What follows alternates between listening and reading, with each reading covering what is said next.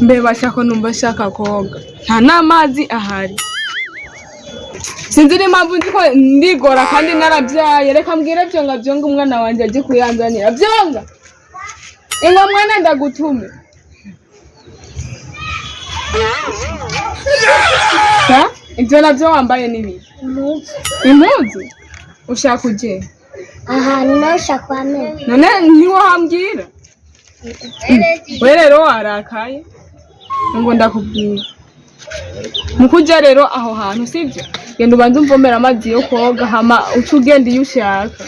Papa yambwiye gute? Sindoza nakukorera akazi kandi sindoza kuvoma. Kubera ko utadosora kuvoma.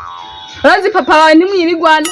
Papa wawe ndateka akaza ashika afungura gusa. We niwe tugumana nga uzosora kumbwira ngo ninda kuja buriringe.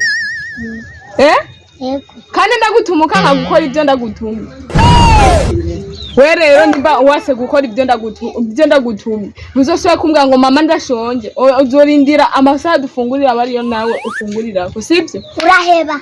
Sawa. We nugende iyo ushaka kimwe gusa.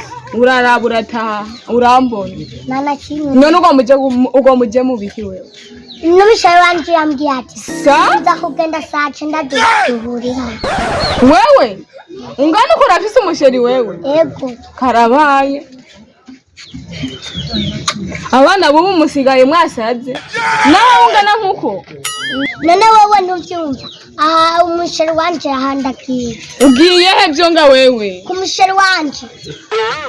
Shawe kweri kuma ngaha Vyonga ukora ibyo ndagutumye. Reka kungorera ubwenge. Oya ndakiye bye. Ewe mana isi yaheze. Umwana n'ubusutwa bwagwiriye. Je nahora ngira ngo buri mu bantu bakuze gusa none hera aba nabana bandukiwe kweri.